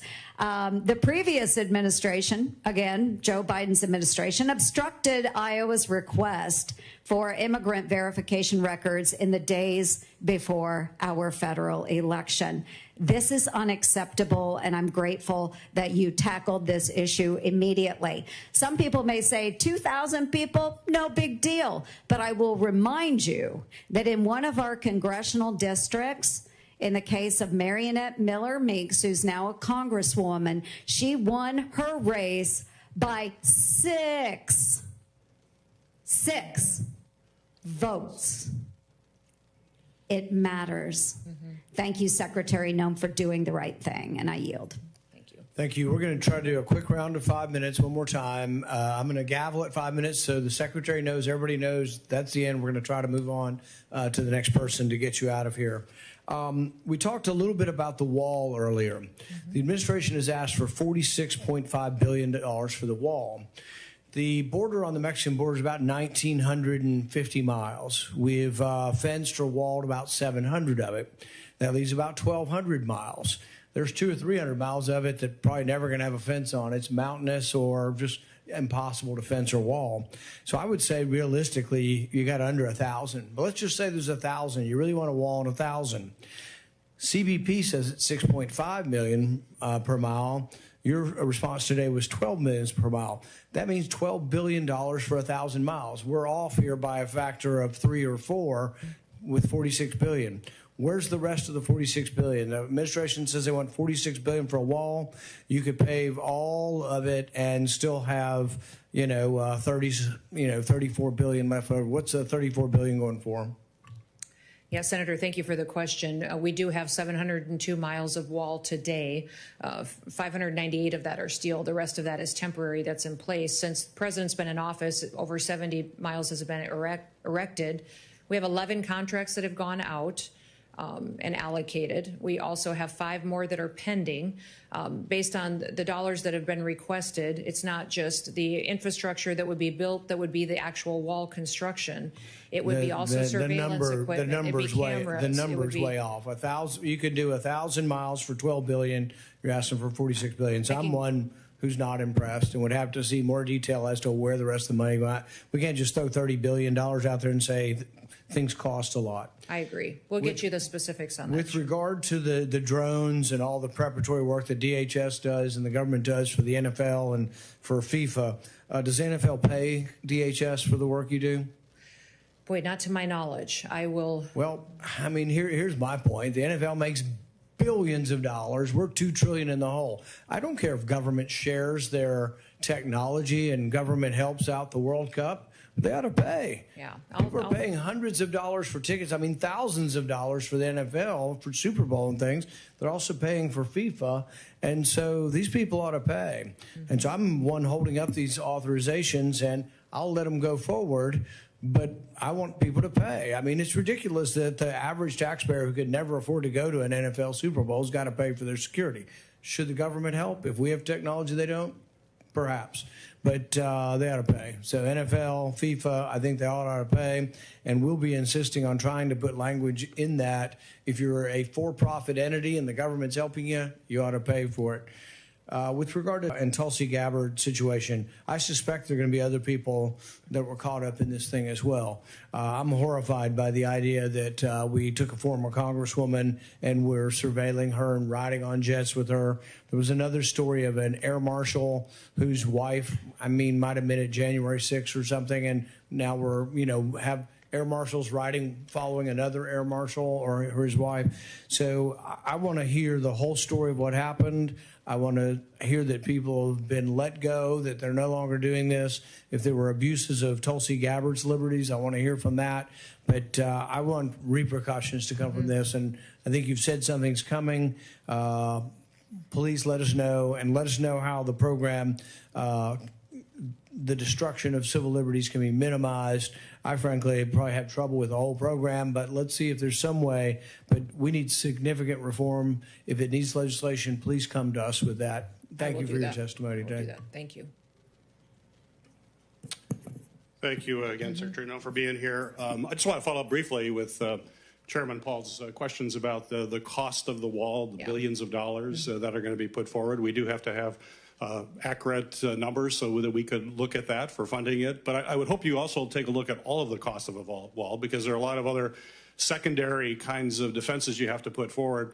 I was at the wall. I've been with security folks. They tell me that a lot of the cartels have designed very sophisticated technologies to get over the wall. They're called ladders and they're called ropes. So a wall doesn't really do the job if there's not a lot of other background technologies there. So you just can't put out a cost for the wall. That's money that's not going to be as effective without everything else. So let's have a discussion about that. For the first time in U.S. history, the federal government, at the direction of President Trump, is moving immigrants apprehended and detained in the United States on civil immigration charges to Naval Station at Guantanamo Bay, which I know you're very familiar with. In March, I traveled to Guantanamo Bay with several colleagues to have a firsthand examination of the detention operations underway. And I certainly have serious concerns about the cost involved there. To date, can you tell us the total cost for detaining individuals at Guantanamo Bay? You want the cost per individual? Do you have that? I do not have that with me today, sir. I can get that for you. Well, I do have a number.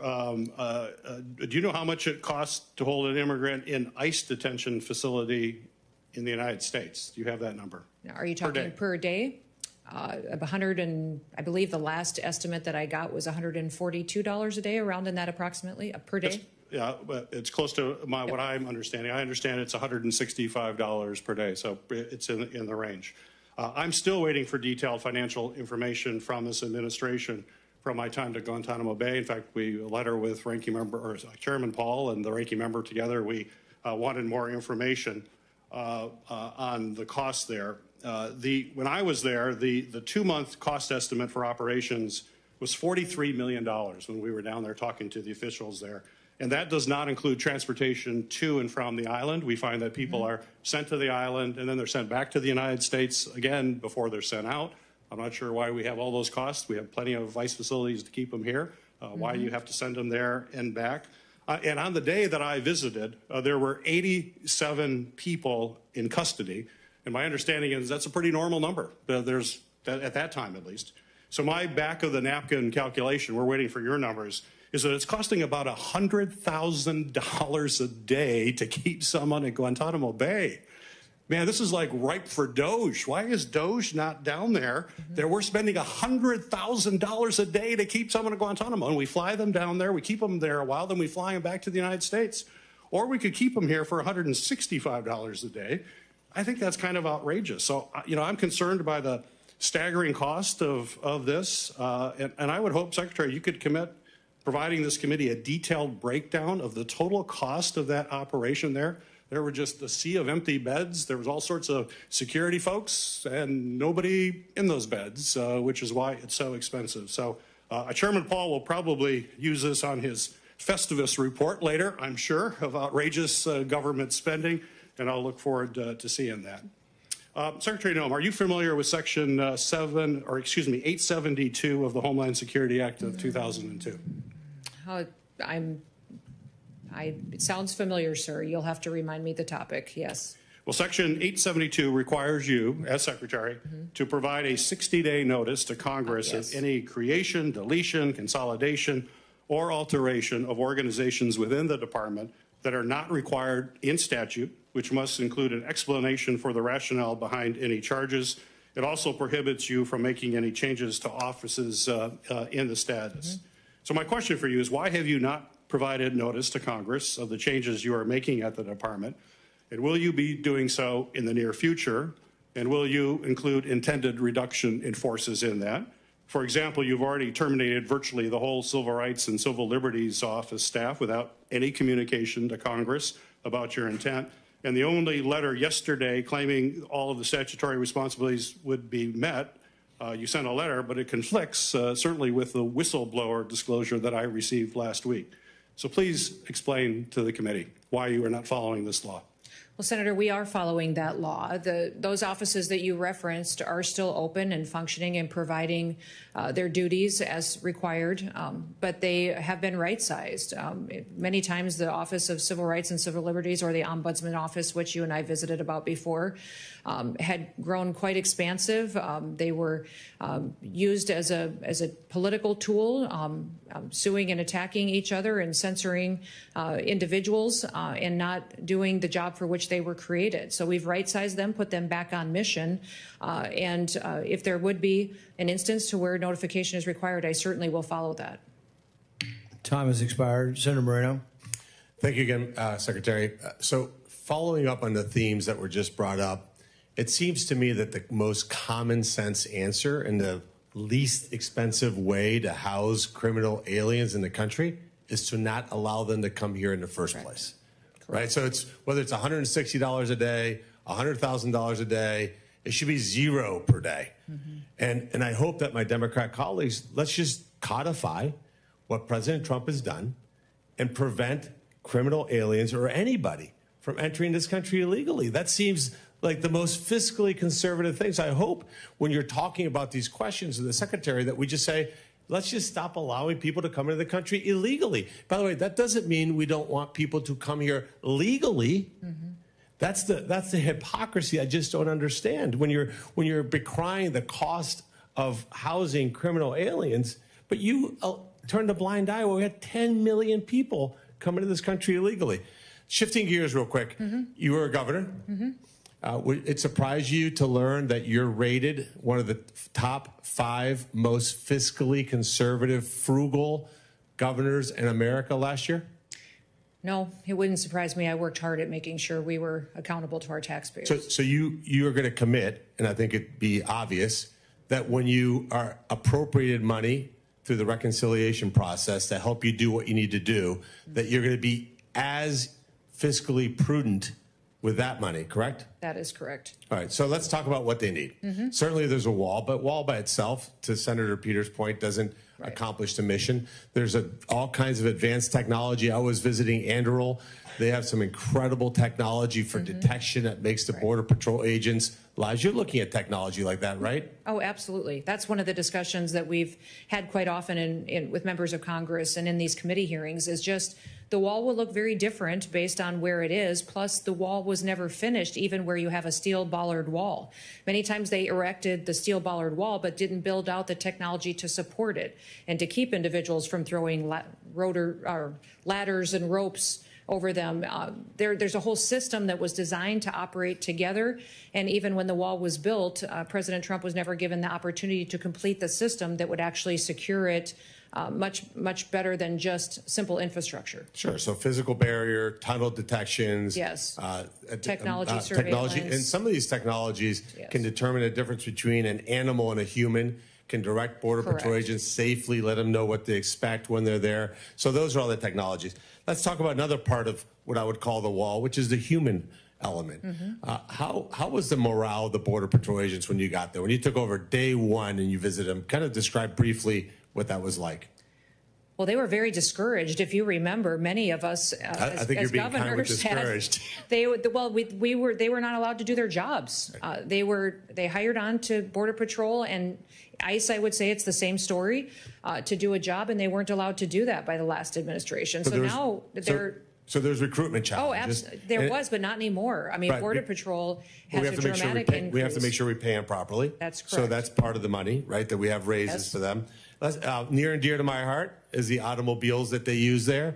Yes. Describe the insanity of the kinds of vehicles that Biden and Mayorkas was giving. These are the most rugged terrains in America, boulders and rocks and hills. And they were sending F-150s out there with 17-inch wheels. And how many of the fleet was down just because of total and complete inability to accomplish the mission? At times, it was upwards to 30 to 40% of the fleet just was unusable, not able to be maintained. Times the percentage would increase based on the conditions to which they were deployed as well. And I know you and I have talked about this, but I just want to reinforce it on the record. We have a great company that builds cars in Ohio called Jeep. They make a Gladiator that would put giant tires and wheels on a car, and they would be an amazing Border Patrol agent. And I think even our chairman would love to see new automobiles so that the Border Patrol agents can do their job. And that's certainly part of the funding. Would that be something that you look at? Yes, it's something that we need to address. We have to, in order for them to do their jobs, they have to have the right equipment. Last question, is there anything else that we might not have asked you that you think is important for this committee to know? Well, I think that you've covered a lot of the components. We haven't discussed the Secret Service, and I know that that's been a big topic for this committee in the past. I have the ability and the responsibility to oversee the Secret Service, and I just want you to know that we've gone away from the DEI recruitment directive that the Biden administration has utilized to recruit agents and what their purposes are, and we've made sure that they have the ability to do their job and protect the most powerful. And one of the statistics I think you would find to be helpful is we have an over 200% increase in applications to work for the Secret Service because of the work that Sean Curran and his team have done to really tell the mission and story of what they do every day and how important it is. Thank you. Senator Blumenthal. Thank you. Secretary Noem, on May 5th, the Customs and Border Patrol, Border Protection, CBP, quietly rescinded, I'm not sure it's even been reported, their, quote, processing of pregnant and postpartum non-citizens and infants, end quote, policy, which was issued on January 28th, 2022, citing it as, quote, obsolete or misaligned with current agency guidance and immigration enforcement policy.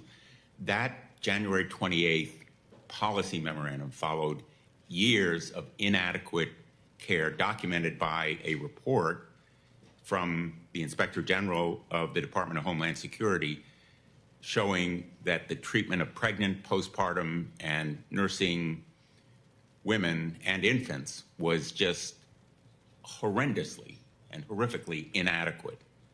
And a recent site visit by Senate Judiciary Committee staff confirmed that this problem is continuing, that pregnant women being detained do not have access to adequate health care.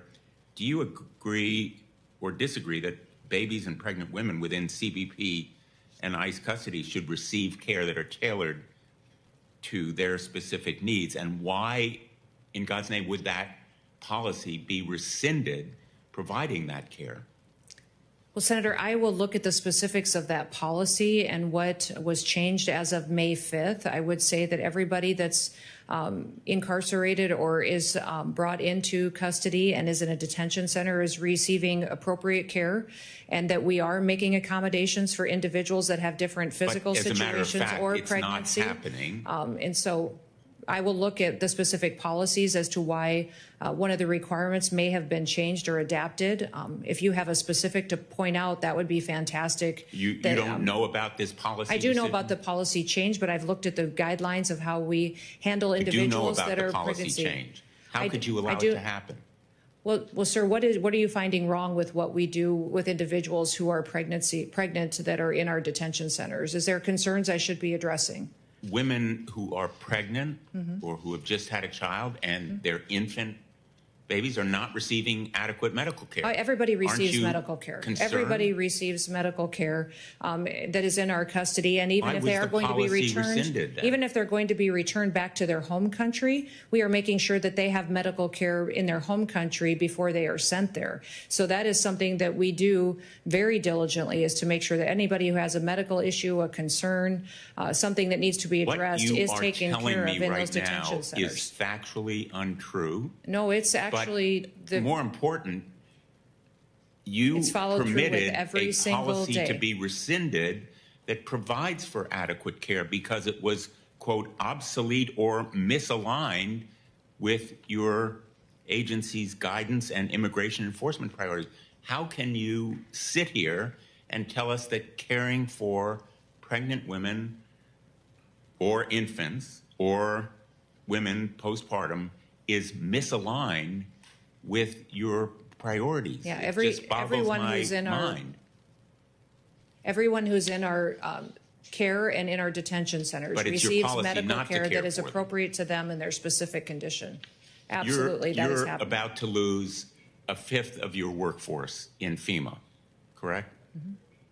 There are individuals in FEMA that are no longer working with us. They may have taken early retirement or deferred retirement. How are you going to meet the needs of our constituents in Missouri or Connecticut, which suffered floods recently? I saw FEMA in action then, as I've seen them over the years. They are dedicated, vigorous public servants. They appear and spend hours and days and weeks caring for people. You're losing a fifth of them, including most of the leadership. What's your plan to replace We've got them? many people in FEMA that do very good work every day taking care of people that are in a crisis situation, that are experiencing the worst day of their lives. The problem is that over the years and under the Biden administration, they failed the American people. You're not answering my question, Madam I absolutely Secretary. am. How are you going to replace a workforce? You can't convince me that any federal government agency does a better job just because it has more people. More people does not equal a better job. Better job is accountability to people and making sure we're taking care of them. Or anywhere in the country,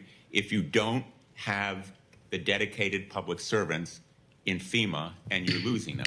Time has expired. Senator Kim. Thank you, Chair. Madam Secretary, I saw the proposed budget and it showed a decrease for FEMA non-disaster grants. It was a proposed cut of about $646 million, but it didn't clarify what programs you thought that needed to be cut. So I guess I just wanted to ask, is the nonprofit security grant program one that you're considering cutting?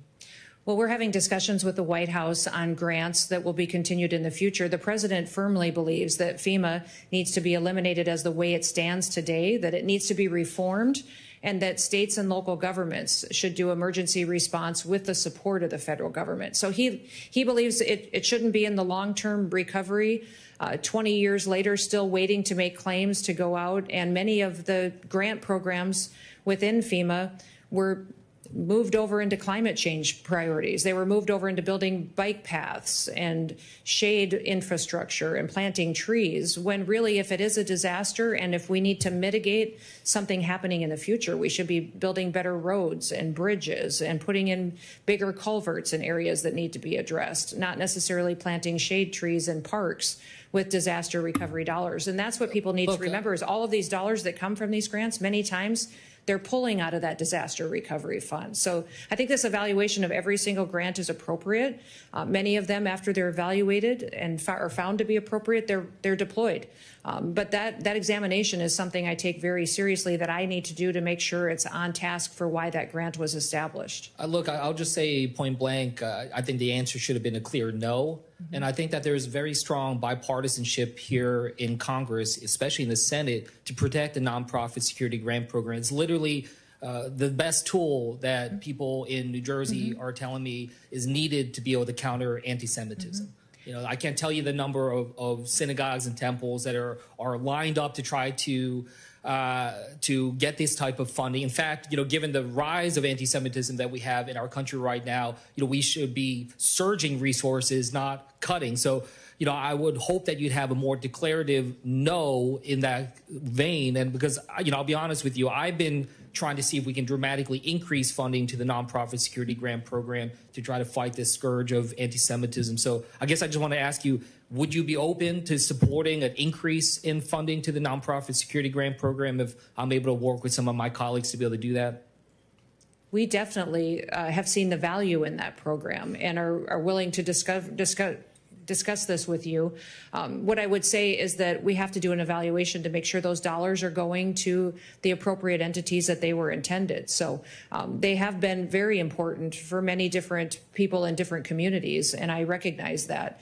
This evaluation and work with you on how that program can be improved will be very important. Well, look, I want to engage with you on this further because when we're hearing this language about abolishing FEMA and whatnot, one of the elements that people have raised most concerns about is what does that mean for the nonprofit security grant program? So I really do urge you to work with me and this committee to have a declarative stance on that so people, especially those concerned about anti-Semitism, can have clarity on what comes next. You did raise the FEMA Review Council, which you said is going to be meeting for the first time today. I just wanted to see, because we've talked about this before, about what comes next. I wanted to see if you would commit to working with this committee and hearing our perspectives as part of the council's work and giving us an opportunity to engage before the committee concludes their work and finalizes recommendations. Is that something you can commit to? Yes, absolutely. There are several things that FEMA does that need your input, statutory requirements. This is a reform process that most certainly will include you in this committee. Yeah, that's something I know we talked about before you were confirmed, and I hope we can follow up on that because I think it's incredibly important. Everyone here recognizes that reforms are needed. Right. But now the question is just how it is situated, and I certainly have some thoughts I want to reflect from the folks in New Jersey. As mentioned earlier, hurricane season is upon us. Do you have a sense of when the White House is going to announce a full nominee for FEMA administrator? It should be soon, but I'm not going to put a time frame on President Trump. And I his just, we want to have confidence that we have the leadership in place to be able to do this. The last thing I'll just say. We do have a leader in place, and I can connect you with him as well. I'm sure. Well, I'll make sure we follow up, but it'd be good to have that formal nomination. The last thing, and maybe we'll just do this in a QFR, but there has been reports of cuts to the national database tracking domestic terrorism. DHS cutted the funding. I just wanted to ask, is that correct? And is there any way that you could reconsider that and see if we can make sure we're tracking domestic terrorism rise in the country? I can follow up with you on that and get you that information. Okay, thank you, Secretary. You're almost done. You've outlasted everyone but me. Okay. And you don't have to necessarily answer this. You can comment if you want, but I think one of the problems I've always had with discussion of the border is that people who often are conservative and talk about fiscal conservatism, once we start talking about the border, then it's all out the window. So the estimates on the wall, I think, are important. I don't think it's a very conservative estimate. It's more like $30 million a mile as opposed to CBP says 6. You said 12 for current. It's somewhere in there. But I also would say that you're controlling 95% of the border without a wall right now. So that's an argument that maybe you don't need a wall, you need a willpower. And I give President Trump great compliments, for what he's done and what you have done. I mean, 95% of the control, no new bill, no new money. Now, I'm not saying no new money is needed. I think you need more border patrol and you're going to need more money for that. But I think it should be within reason. Now, if I were in charge of the border, though, and I wanted immediate control and I wasn't quite there yet, I would put 100 helipads down, concrete, about 50 yards by 50 yards, and I'd put 100 helicopters along the border every 10 miles, and I'd simply use technology to patrol the border, and I'd pick anybody and everybody up who crosses the border illegally with the helicopters. And I think you could do that, and you'd probably do it for $500 million versus $46 billion. So I know the wall has a great symbolic value, but I think we should reassess what both the cost, what we want to do, and how much it costs, since we are controlling 95% of the border. I think part of it is you've moved some money forward that needs to be replaced. So I'm not against or calling for no money, but I do think that the $46 billion is not justified unless we see something else from the administration. Okay. Thank you for your time today and your commitment to work with the committee. The hearing record will remain open until 5 p.m. May 21st, 2025 for the submission of statements and questions for the record. The hearing is adjourned. Thank you. Thank you, Mr. Chairman.